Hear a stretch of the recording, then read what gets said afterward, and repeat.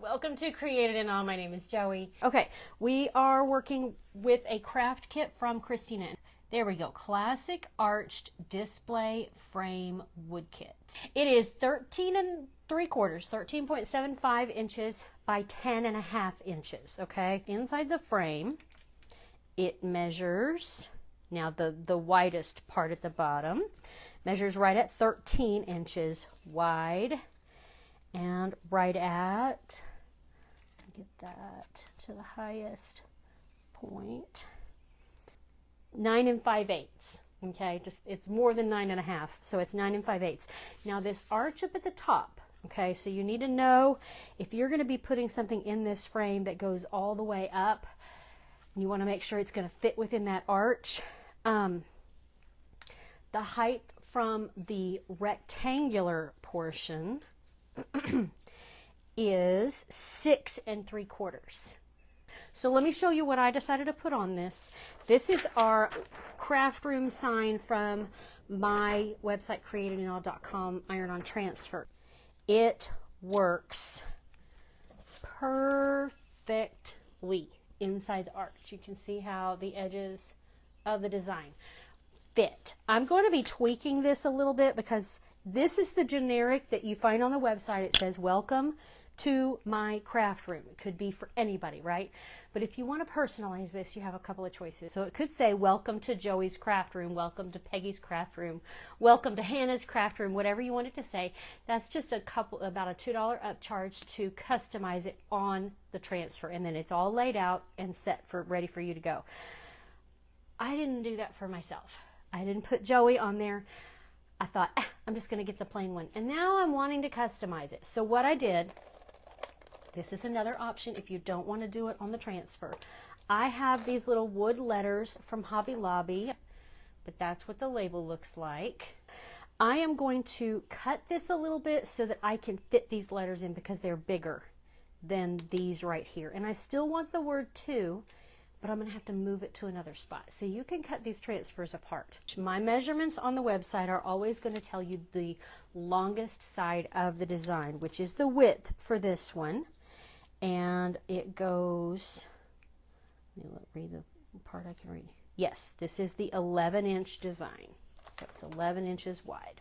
We're going to go ahead and paint the background whenever you're going to put an iron-on transfer on a wood surface. Now, other hard surfaces you can use include flat panel and stretched canvas because it's fabric. You can always put iron-on transfers on fabric, even if it's painted. These are always painted with gesso. So you can put them on these, you can put them on wood. I don't really have any other hard surfaces that I recommend. Now you can paint this.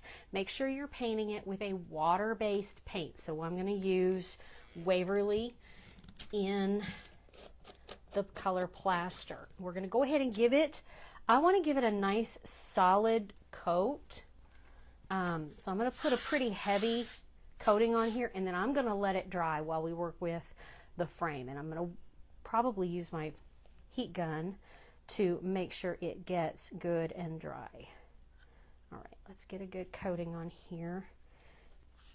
When you get Christina's wood kits, just a reminder, they do come packaged with a piece of cardboard that is for stability, but I like to use it as my table protector.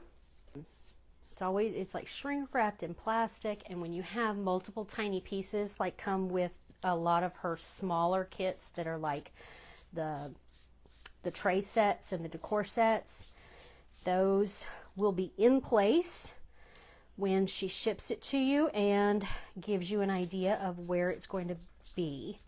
But if you ever need a reference, like you forget, it gets moved around, you put it in your craft room, you lose a piece, I don't know how that happens. You can always look on her website at the photograph to remember where things go. Okay, we'll see how well that covered after it dries. No, I'm going to try to dry it first a little bit, and then we'll set it aside to finish curing. This will also give me a chance to make sure it's got good enough coverage. So I'm going to set this over here where my fan can help it dry the rest of the way. You know, there's always more drying that needs to happen underneath that top layer, or the skin of the paint, whatever you want to call it. And you have to make sure that is completely 100% dry before you put an iron-on transfer on it. Okay, I'm going to leave these on, and I'm going to work with the black color from Waverly. It's called Ink. Oh, and I'm going to do the letters too. Let me grab, I think this won't work, one of my, yeah. So I have the letter, Joey's. I don't have an apostrophe, but I think I can paint that in. We'll see how good that looks. Okay, let's go ahead and do the letters real quick, and then we'll do the frame. Push these down. So all I have is, this has been well used. Wide piece of painter's tape with the ends rolled under and stuck down on one of the other pieces of cardboard that I get from Christina. Make sure my letters are going the right direction. And I just dab to start with, and then I do a light swipe just to smooth it out, to make sure, helps to make sure every part of it's covered. Now there is a chance I miss something, but it looks pretty good. Okay, so we've got the letters done.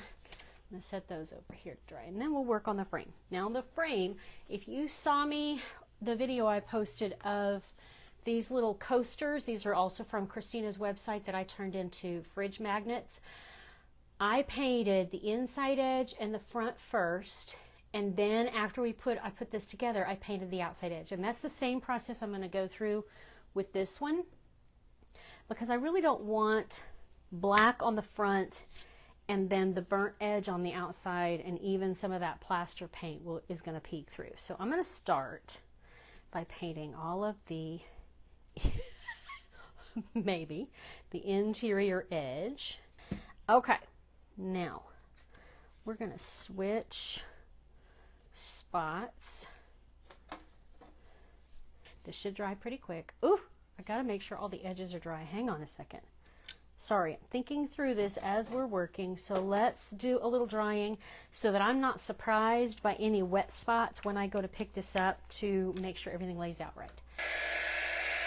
Okay, let's get these corners. I don't want to end up smearing black paint on the white surface. It doesn't have to be 100% cured, but it doesn't. But I don't want it to be wet. So the back of it had a little bit, and that would likely smear. Let's get over to our frame, our back piece. There's a few little thick pieces, but I'm not going to worry too much about it. It's actually pretty smooth, except for the scrape marks from my ring. Okay. So here's what I'm going to do. Because my letters are pretty big, I'm going to spread this out a little bit. So we're going to cut this apart. So I'm going to cut pretty close to my words, so that if anything ends up overlapping, I can just get the plastic out of the way. I'm also going to cut off the very bottom edge of the plastic, because I think I'm going to have the ruler right up next to the frame. Oh, and I'm going to cut the top part off too, because all this excess plastic up here is going to overlap the frame. It's actually not going to be a big deal, because I'm going to iron it before we put the frame on. So, okay, let's just generally place this. We'll adjust it. Let's go ahead and lay the frame down and see where we are. Okay. Now that is right against the frame. I may bring it back up a little bit. And this is a little bit crooked. Okay, So if you take a look so far, I have basically pulled this sole section up slightly to make more room for the letters. Now once you get it placed where you want it, you can use heat resistant tape. Okay, so I have a little roll of it. I don't want to forget to put my word 2 in. Some dusties getting on here, so I'm going to just tentatively put it right there. And the letters are dry. So I am going to move the scissors out and move. Do I want to move that out? That might stay. This is the fun part and sometimes, you know, the challenging part when you want to customize something. If I had not changed the letters out right here, added the wood letters, everything would have fit just as it was. No changes needed. I think we're good. I think I'm going to put some tape on these to make sure we are good to go. I just need a little piece of tape on each of these pieces so that they don't shift. And let me just do another quick check to make sure my frame is in the right place. I can't pick it up because my letters are there. Well, I can slightly. I can pick it up so you can kind of see where we are. My letters might move. Isn't that cute? Oh, it's gonna be so cute. It's gonna be so cute. Okay, so I'm gonna take the letters off. Those will go on after we do all of our iron. You're not gonna have any water or steam at all going on your iron while you're working with your transfer. You need to make sure your surface is completely dry and cure and there's no water going on anywhere. So make sure you are overlapping the sections that you iron, okay? So that has definitely come up to temperature. I'm going to turn on a timer, 25 seconds for each section. So if you're using a larger standard iron, that is going to cover more area at a time, but you're also going to make sure you're overlapping. This one has more of a solid flat surface. I still overlap it, but I don't feel like I have to overlap it quite as much. And I'm going to start in the middle because when you have this against a hard surface, your plastic tends to kind of, I say buckle, it kind of bubbles up and it expands in certain areas. So you're better off starting in the middle, working toward the outside. Now because it might expand a little bit, these taped pieces you may have to adjust. This is just to keep it in place. It's not to concrete it down where it can't move, but it's going to keep my pieces in place. Okay, so I'm going to start in the middle and make sure I'm overlapping. I can overlap the top and the bottom edges. Set my timer and I am pressing down. You have to give pressure and you do not move. Okay, so I have to watch what I'm doing. See, it's already lifting here and buckling because of the heat. But I am keeping this as still as possible so that the ink and adhesive on the back don't smear. Okay, there's one. I'm going to lift this up and I'm going to move over to the right a little bit. Yeah, I'm still overlapping my section. So this is going to take several rounds.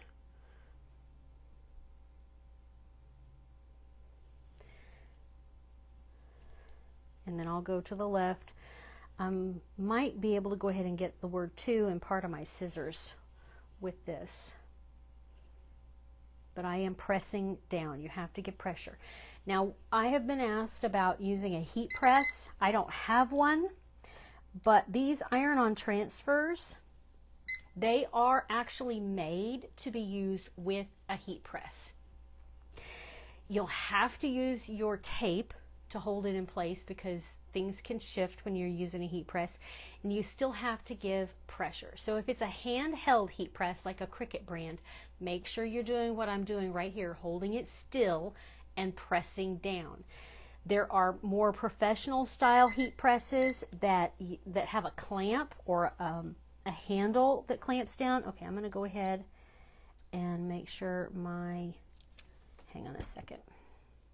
I'm gonna slip my scissor plastic underneath this one, just the edges of it, because this is buckling. Okay, we're gonna go ahead and get part of the scissors with this.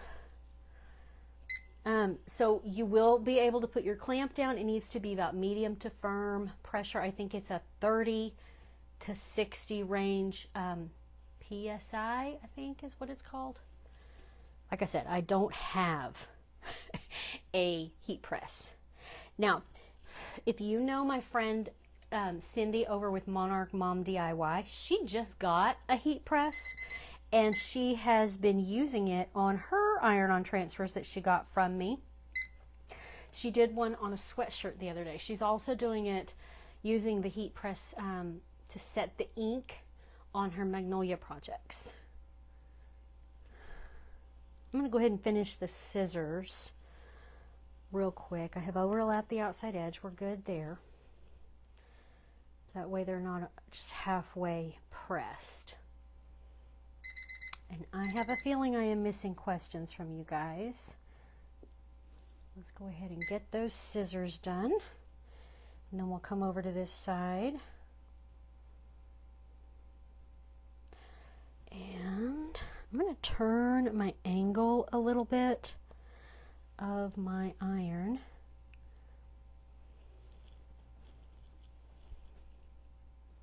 A couple of tips I have for you too when it comes to having to put pressure on your iron. I know typically you're going to use an ironing board. That's going to be your protective surface. And those are, a lot of times when you're ironing clothes, those are up at a high level. Bring it down lower, more like hips, so that you have leverage to put pressure down on it. This is a little bit high for me and it tires out my arms, but I don't do it all the time up here. I only do it with you guys when we're live or when I have a project. Okay, so that lifted my tape, which I'm going to press back down. The buckling of it lifted it up. That's okay. I am overlapping that very first section I did and then working toward my left.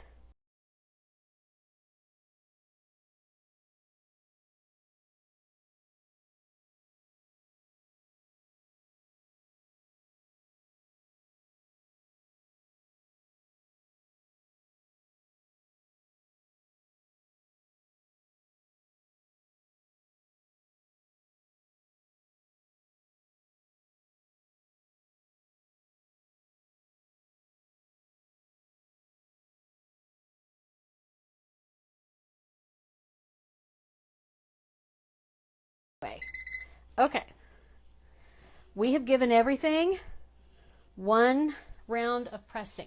Now I want to see if I can show you. Okay, look here how this has buckled a little bit.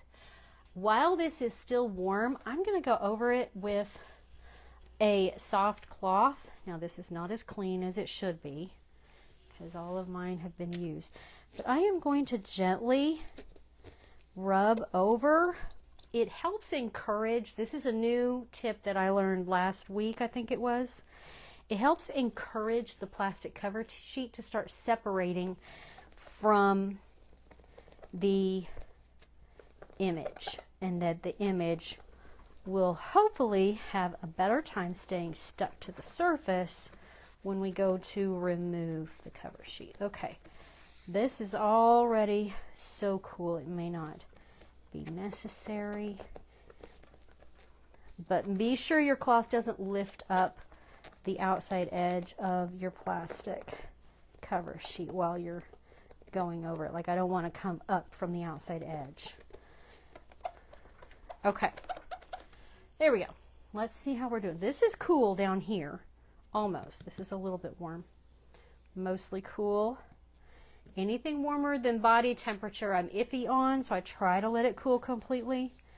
Scissors are good. We might be able to go ahead and take the, let's start with the scissors, since it is mostly cool, or it is cool.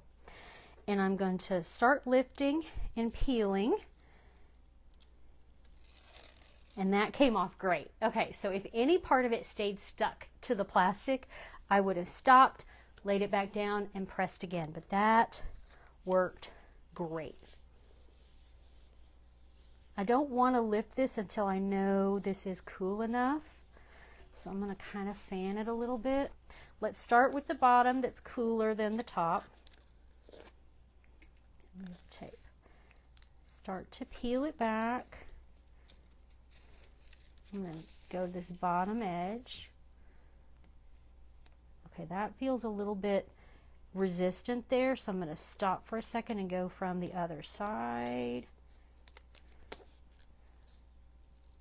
Okay, it came loose. Oh, I've got the dot on my eye, did not stick. Okay, I'm going to go ahead and press that again. One did, one didn't. So I'm just going to flat out go to the middle of it and just press down again right there. Okay, so I need to let that section cool. I don't want it to just completely pop off. There we go. That looks good. That came loose. On this one,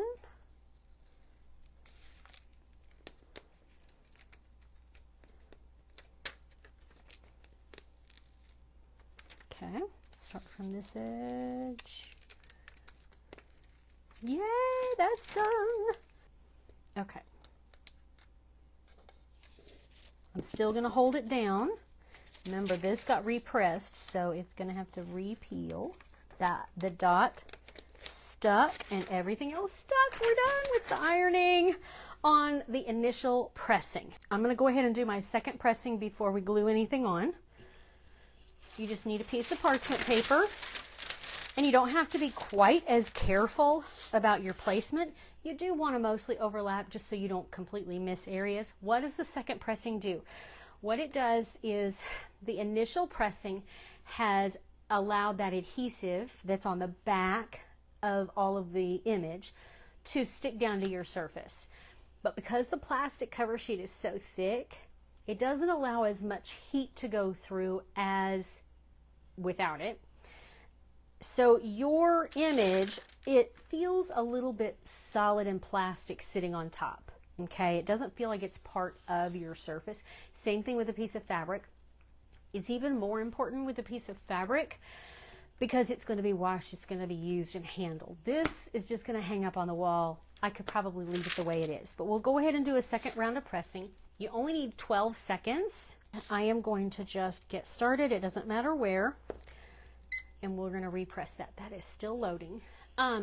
So this allows it to really embed itself down into your surface, whether it's fabric or wood or paper, and it goes really quickly. So I'm going to work my way across and down. Again, do not slide your iron because you are reactivating that adhesive and it can move. So I did put a link to the wood frame from Christina's website. I will here in a second put in the comments, if they'll load for me, the link to the transfer, which is just at createdinawe.com. You can search for the word craft, the word room, anything in the title of this, which is, I think I just called it craft room sign. You could put this on a fabric banner too, if that's easier for you than doing a wood surface. Now you could put like a ribbon hanger if you want to on this. That would be cute, or jute, or string. But, hang on, let me put this back over here. I am going to use a sawtooth hanger. All right, so here we are. Welcome to, you'll have Joey's craft room.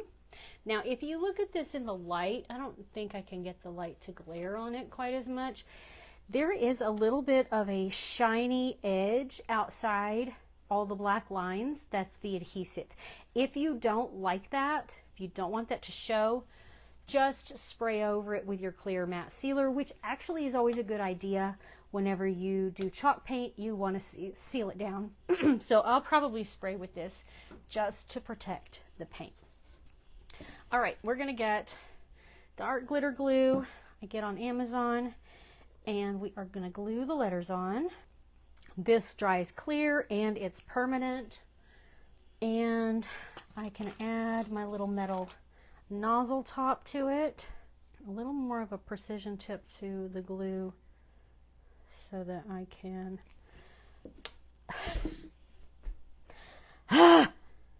try not to have too much excess all over my board, but that's okay. We're gonna make it work. Got the J down. The glue's not gonna bother anything. It's just gonna make some shiny dots, if that. Hang on. I painted the wrong side of my E. I'm gonna have to repaint my E. Okay, I'll set it in place so that we can get the rest of the letters on here. Let me get a tinier paintbrush to put my apostrophe. Tiny. I think this is going to be good. It's a little angled one.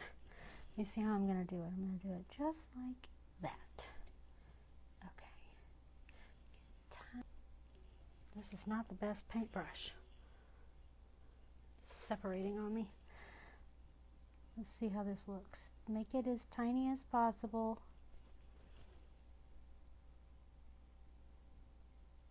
It's okay. Not the best. What kind of glue is that? Oh. Art Glitter Designer Dries Clear Adhesive. I get it on Amazon because it's really, really thin. It's dry enough.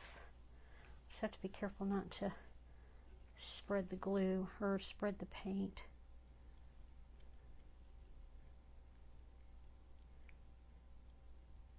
Okay, now you can see how I put the glue on. Probably too much, but you know. All right.